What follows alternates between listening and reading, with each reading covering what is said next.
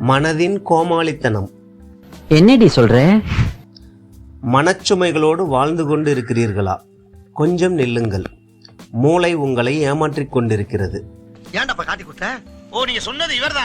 வெறுப்பு, கவலை, கோபம் இவற்றை தவறாமல் ஞாபகப்படுத்தும் மூளை உங்களின் மகிழ்ச்சியை என்றாவது நினைவுபடுத்தியது உண்டா?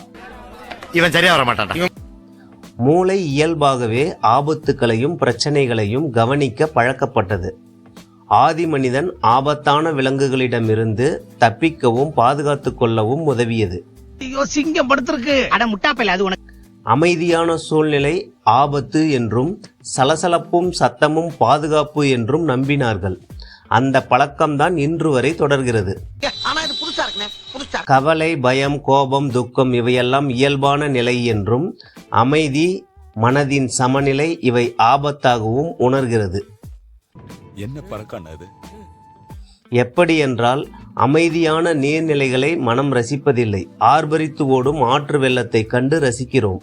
வாழ்க்கை எதை நோக்கி பயணமா போய்கிட்டு இருக்குன்னே தெரியலையே. உங்களுக்கு வேதனை தருபவற்றை பட்டியலிடுங்கள் என்றால் அடுத்த நிமிடம் பக்கம் பக்கமாக எழுதுவோம். பிடித்த விஷயங்களை கூறுங்கள் என்றால் யோசிக்க ஆரம்பித்து விடுவோம். இதைத்தான் மனதின் கோமாளித்தனம் என்கிறோம். மன அழுத்தத்தை உணர ஒரு ஹார்மோன் இயங்குகிறது. அதன் பணி தொடர்ந்து கொண்டே இருப்பதால் உடலின் இயக்கம் ஸ்தம்பிக்கிறது. என்ன கொடுமை சரவணனது.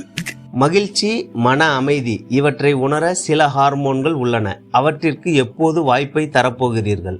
உங்களுக்கு நினைவுபடுத்த விரும்புவது ஒன்றை மட்டும்தான். சொல்லுங்க தம்பி, சொல்லுங்க. நாம் இப்போது வனத்தில் வாழவில்லை.